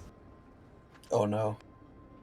Oh, he thought it was great. He loved you and Mildred, and Paul bouncing off each other. Yeah. It was also someone else must have listened to all the way through because I had a comment on YouTube on the last episode, and they were like, "When's the next season?" That's pretty awesome. Yeah, wait till they find out that, you know, Paul's a returning character. I knew you said you were going to be playing the same character, but I didn't realize that it was literally going to be a continuation. I was like, oh, poor Paul. We should. And you go. We should take that as a compliment, shouldn't we? As Oh, absolutely. Sometimes I just like characters, and I also want to see where their story continues going. Like, I enjoyed Dixon, and I enjoyed Paul, and it's like, okay, let's see where Paul ends up. Oh, yeah. No, I totally sympathize with that, actually. Well, we did toy with the idea of following the characters several years on. I like the fact as well that everybody in the group, you know, there was a laugh point with everyone, wasn't there? Like, you know, it was like you Swindle with Alan was like hilarious, and like there was like me and Callum, and then there was like the Callum and Alan, and then there was the Callum and Swindle, and you know, just all the sort of different Swindle and myself, and just the different Combinations. I think combinations were just great. So. Oh, yeah, for sure, for sure. Yeah, getting possessed was really, really fun. Yeah, your character was like a maniac. Seriously. I think Callum was quite scared. Well, consider the fact that I'm pretty sure, yeah, I gave him a really nasty injury whenever I was, like, being possessed, so yeah, I fully understand.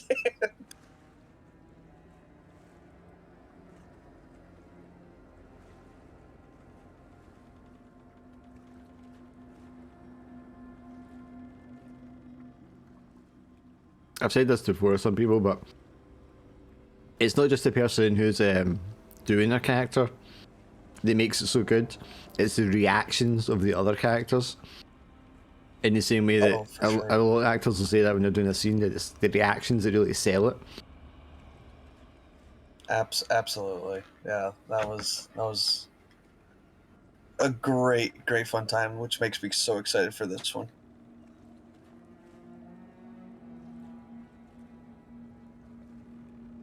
Let's try to tell Laura, look, that's our first, not the first time we played a role-playing game together, but you can't then compare all your other games to that game, because that game was exceptionally good. They're not all going to be that good.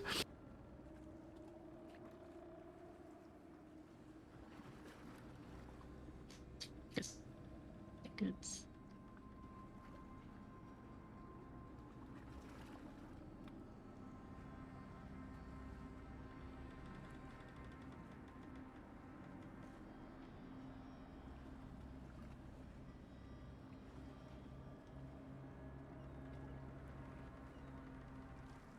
Put all this text in the chat, man.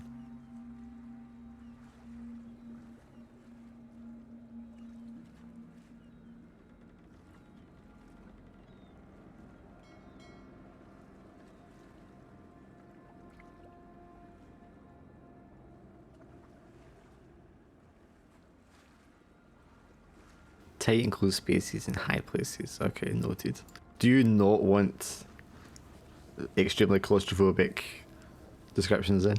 Or is it not that bad? No, it's not at all that bad. Like I was just saying, like those are two, like you really couldn't trigger that, like any kind of phobias like that with me. I get the same thing literally with look high around places.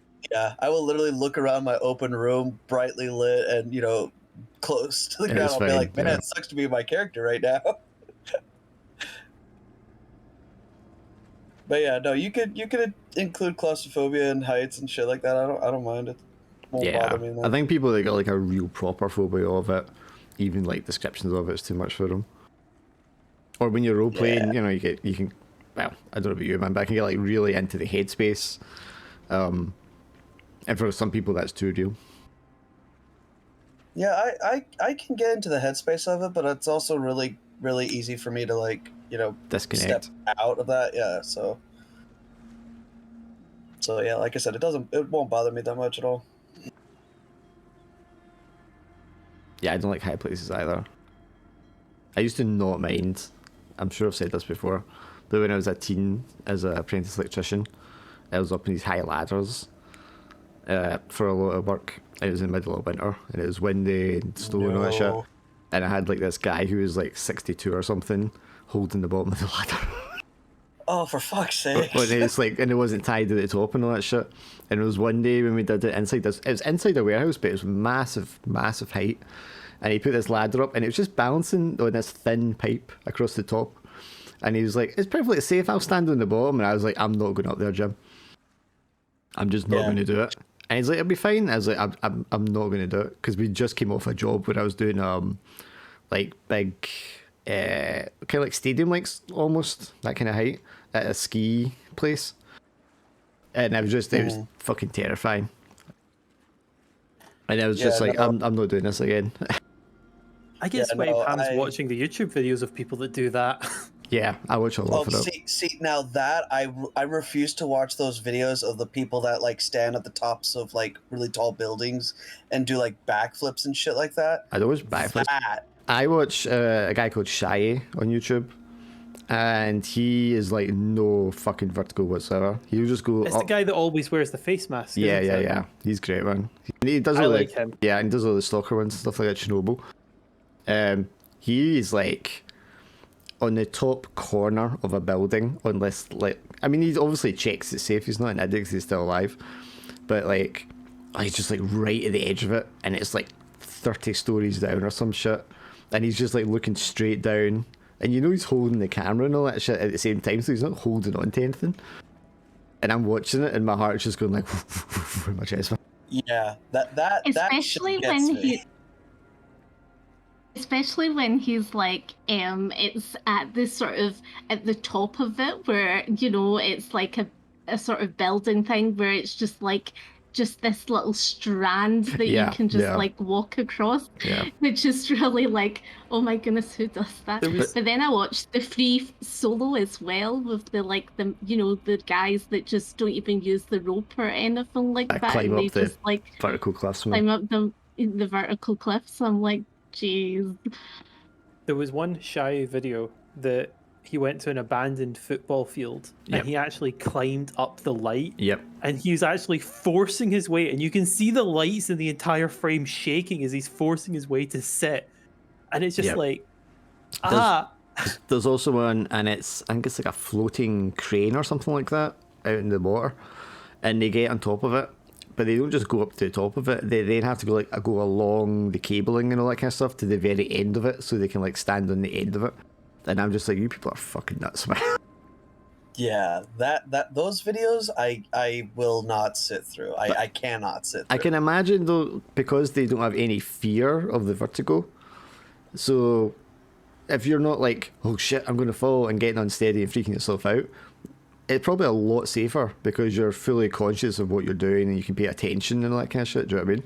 Whereas if you're scared, you're in panic mode. You're not thinking properly. Exactly. And whenever I do panic, I panic hard. Like, my girlfriend keeps on trying to get me to do like little zip lines on these little trips that we go on every now and again. She keeps on trying to get me on zip lines. She's like, it's not so bad. I'm like, no, if my feet do not touch the ground, I'm not getting on it. I wouldn't mind the zipline as much. What I don't like is when you climb up something high, it's the thought of having to climb back down. Oh yeah, that's it's really sketchy. If I could jump in a parachute or a zipline and just go down, I'd be fine. Because that doesn't bother me at all. I quite like that. But it's the thought of having to like climb down a ladder backwards at that height. Just, no. Even thinking about it just now. Speaking of the harness one, the one that gets me is, what if the harness fails? Because you see the Chinese one where the guy like sprints over the panels, and then just to get to the end, the harness just disconnects. And it's like, I wouldn't do anything in like another country for sure. I would much trust the safety standards here over anywhere else. Yeah, that's fair. Although, yeah, There's been a few road trips my family have taken on where like some of the attractions were like, okay, in order, we really want to do this attraction, but how to get up there is you got to take this little ski lift thing, and of course, me and my mom both have a fear of heights, so naturally everyone's like, all right, you two sit together, that way you guys can like just freak out by yourselves there. Because nobody else wants to sit with you. So naturally, anytime we're on a ski lift, it's me and my mother just like white knuckling, holding on to the side. And anytime it stops or slows down or anything like that, it's just immediate panic. It's just, and of course, because the rest of my family's either in the seats behind or in front of us. We just hear them distantly laughing at us. But yeah, the whole time it's awful. Yeah, I mean, things where you're strapped in don't really bother me, like chairlifts or roller coasters or anything like that. The only one I didn't like is that when it goes up really high and is dropped straight down. Because we went to one in, what's it called, Six Flags or something like that in Wisconsin, or was it Minnesota? I think it was Minnesota. And it just goes up, and it's the highest fucking thing I've ever seen in my life. It was like a skyscraper height. And when it got to the top, and you just sat there for like 5 minutes before anything happened, and I had a fucking turtle head the entire time, man. And when it went down, I honestly thought I was going to shit myself. Yeah. I was like, I'm not going on that again. Oh yeah, no, 100%. In our town actually right now, there's a theme park, Silver Dollar City, and they had a few years ago came out with a brand new roller coaster called Outlaw Run, which is like, it was supposed to be the fastest wooden roller coaster and had this wooden roller coaster, which is already rough as shit. And then it was going to be really, really fast. It has like one of the steepest drops of any wooden roller coaster at the time, at least. And then it also had this double corkscrew thing going on. And of course, I hate roller coasters because, I also don't like the big drops. Those are the worst parts for me.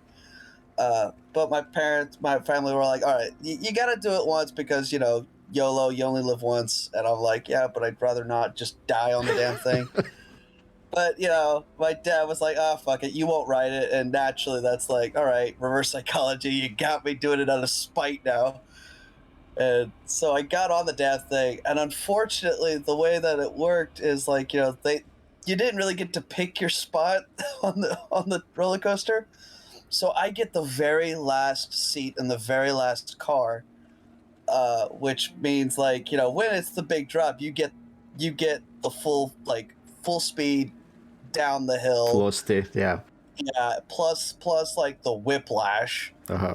And yeah, we get on and we ride, and immediately gets to that final spot where it like just hits the brakes really hard coming back into the station, and immediately I'm just swearing at my dad going, fuck you, Dad, I did it.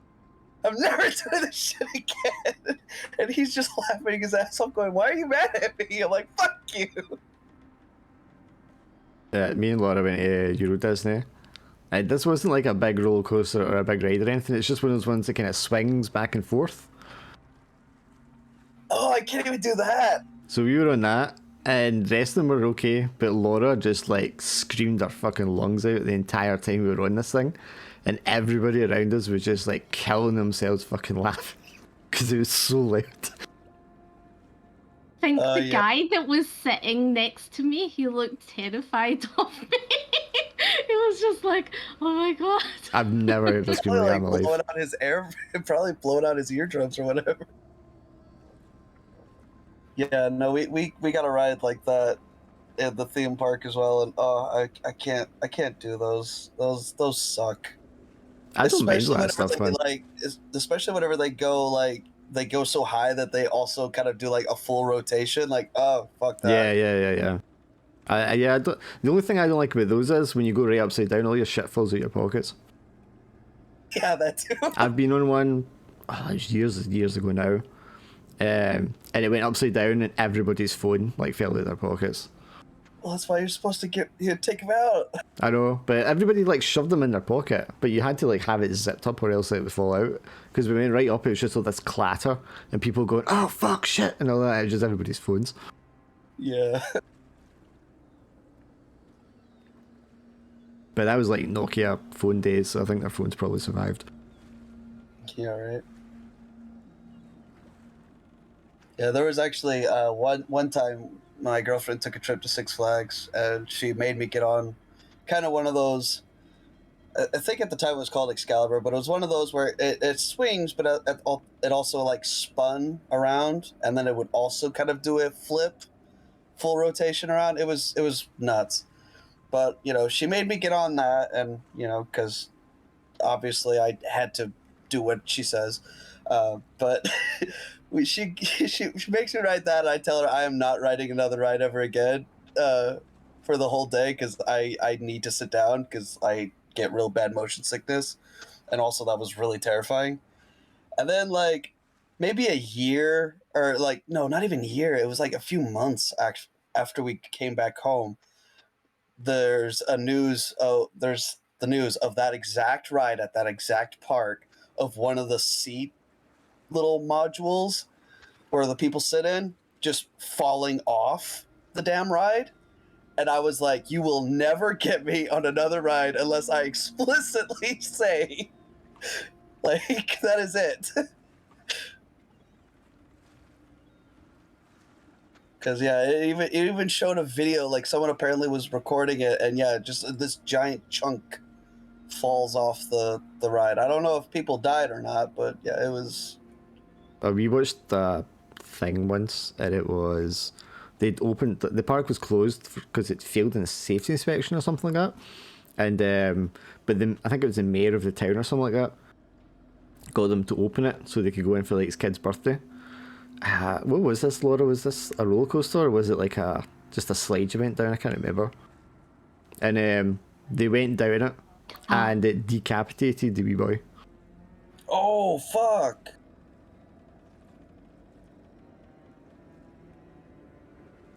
I can't remember what it was exactly, but yeah, it hit like a bar or something at speed, and it just like sliced his head right off, man. Jesus Christ! Like they weren't meant to be there. That was them using their privilege to get in. Not at all thinking about why it was actually shot. Yeah, 100%. Jesus.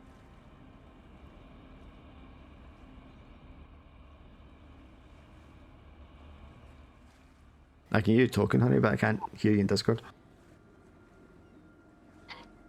It was supposed to be like the largest water slide, and that's and like you said, John, it was told, no, you can't do this.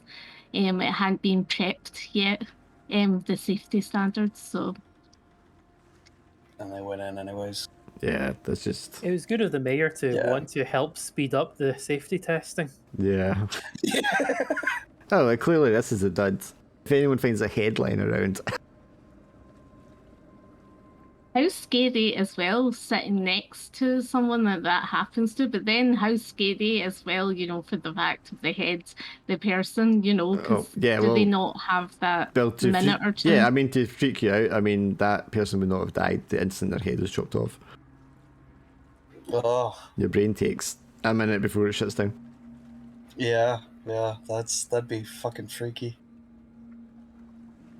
Actually, hearing that kind of reminds me, there's actually a theme park that, thankfully, I think is shut down now. I think I don't know. I actually have to double check. I might be remembering that, but there's an action park here in America called Action Park that was like famous because it was so like unsafe. Like you would go down like a water slide or something like that, and then like would just bash into something. Why would anyone go to a place like that? I don't know, but it operated for the longest time, and then. Yeah, I mean, I like to think the UK. I mean, there's a lot of things not right with the place, but I think our safety standards for equipment like that is supposed to be pretty good. Although I have been on like wooden roller coasters here, and carnival roller coasters, and you listen to the sounds as it goes around, and you're wondering, when was this last checked? Yeah. Or has it ever been checked? Brew one, don't you? With this sort of wooden. I'm thinking of the one down the Flamingo Park, because it's wooden and it's old. Yeah. Oh, those are Oh, meant to sway. That's the weird thing. Yeah. They're built to sway. yeah, You're like, that's fuck the no. fucked up part. I think the Okay, one in so- Flamingo Land is like the oldest wooden roller coaster in the UK, and I'm like, I don't want to go on the oldest one. Yeah, right. Yeah, so Action Park actually did close about like 26 years ago. Wait, what? And then it's saying 6 years ago. What the fuck? Some mad bastard opened it up again? Oh, jeez. Yeah, no, but Yep. it was. And it went yeah, as well as you could expect. Yeah, it was in New Jersey, and then it's like yeah, it was featured like a whole bunch of things. But Action Park's popularity went hand in hand with the reputation for poorly designed rides, untrained and underage staff, intoxicated guests and staff, and a consequently poor safety record. At least 6 people are known to have died as a result of mishaps on rides at the park. Healthcare workers and local residents had nicknamed the place Traction Park, Accident Park, Class Action Park, and Friction Park. Class Action Park. Yeah. Oh, Little effort was made by state regulators to address those issues despite the park's history of repeat violations. GAR's management resorted to illegal financial schemes to keep itself solvent, which led to indictments of its executives. Indictments, yeah. I knew that word was wrong. Some of whom, like founder, I don't even want to pronounce that name, pled guilty to some charges in its later years. Personal injury lawsuits led to the closure of increasing numbers of rides, and eventually the entire park closed in 1998 or 1996. In 1998, resort developer announced the purchase of the majority of the Vernon Valley Great Gorge ski area, including Action Park and other developable real estate lands that GAR owned. The park received massive overhaul, which included extensively renovating, repairing attractions, especially those deemed either outright unsafe or inappropriate relative to their vision of the park, with some being removed entirely.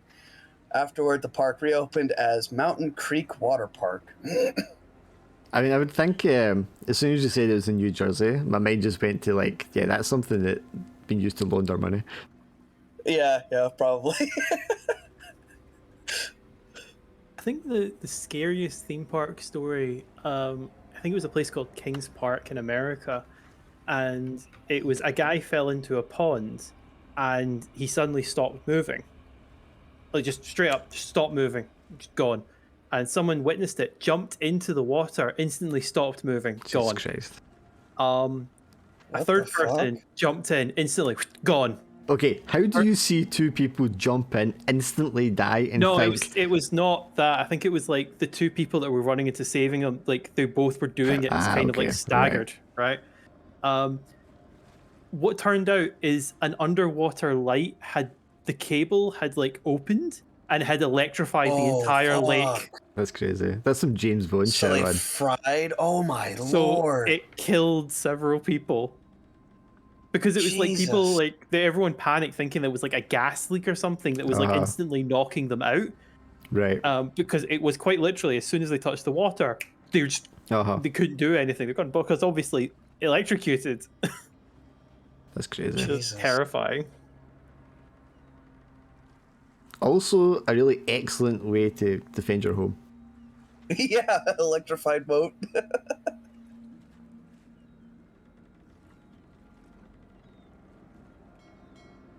A bunch of raccoons. Ivan, you were saying about changing your person's picture. See if you go to the bottom of the chat, it says as, and there's a drop down list. So you just change to your character, and then that'll change your picture. Without having to go and change your profile picture. So like I can do it as you. See? Yeah, but it's saying my character's name's Laura, but yeah, so just select Laura. Yeah, but I don't want my character name to be Laura. It won't be. It won't be. It doesn't change your character name. Okay. Okay, cool.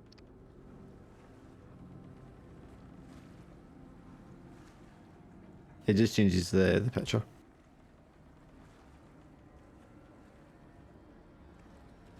We're twins, see? Okay. Yeah, that was Swindle, a something sly- weird's happening here. Oh, what? What happened? I got two of the same people here. Oh, jeez. Which one's the real one? Oh, no. Wait, is that Damity from Boardwalk Empire? Yeah. I literally just Googled, like, minutes before we started for an image of a 1920s character, and I was like, fuck it, that works. 30s, but yeah. Yeah, I just picked Ingrid Bergman because she's Swedish and I think like it was 1930s film, so yeah. Fair enough. Yeah, I just linked in the Discord a picture of one of Action Park's water slides that also has a loop in it because reasons. I don't think I've been a water slide And- with a loop. Yeah, it went about as well as you could expect. Like, people fucking not making the loop entirely, and yeah, it was... Jesus Christ, yeah. Yeah. Oh yeah, because if you were, I was going to say too heavy, but probably more likely if you're too light, you wouldn't be going at enough velocity to get right around it. Oh god, yeah. I think it's just like they because of the speed that they were going at, they were just flattening themselves against the flat surface. They're just going splat. Yeah. I can mind, I don't know if it's still there, in Edinburgh, they had a place, it was like a Olympic swimming pool with diving boards, and it had 2 flumes. You had to go up to the top of the building, and it had a model you could see when you came into the building to show you, the design of the flumes and the building itself. And one of them was called the Bullet, and it just went out a little bit and went almost completely vertical down the length of the building, and then just curved at the bottom.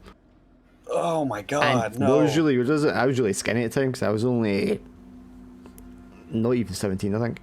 And I got into it, and it was so like tight that it felt like the whole tube was filled with water. So you were struggling to breathe the whole way down. And you're just like, phew, it was like a bullet. It was like being a fucking bullet in a water chamber, just like shot right down. That was not a comfortable slide to be on at all. I never liked I used to go to the Magnum a lot because like my cousins lived in Ayr, so we used to go to the Magnum a lot. And I remember I couldn't swim until I was like 9.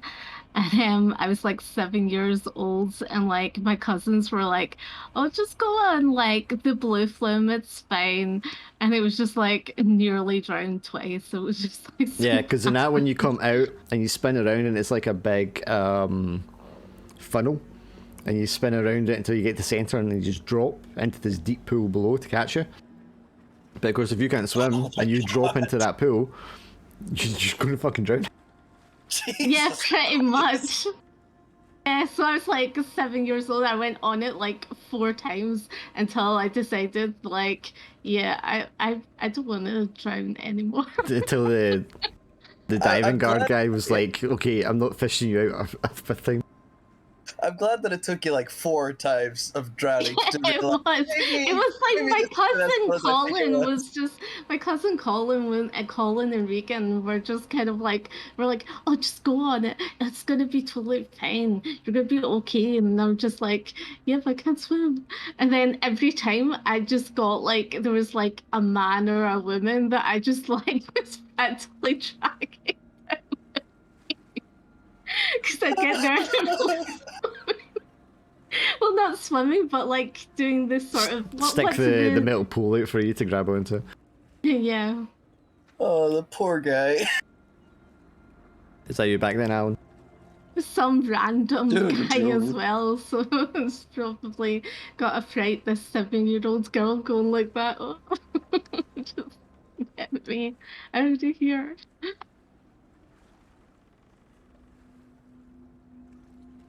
Something I haven't checked, which I should do right now, is what day the 7th of January 1933 was.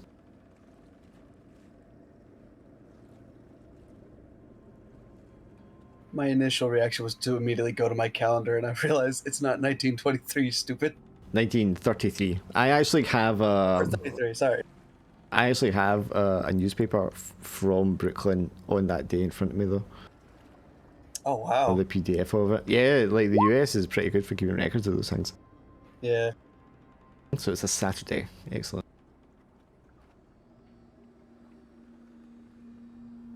Okay, now Laura's gone. When Laura gets back, I'll go. Yeah. Spend too much time talking about theme parks. Yeah. I remember like play park, like one of those indoor play parks when I was like 6. No, actually less than. I think it was like 4 or 5. And it had one of the chutes was vertical at the top, and then it like leveled out quite quickly. I think probably as an adult looking at it, it'd probably be like, oh, that's fine. But see, as a kid, it felt like it was like infinitely tall. Yeah.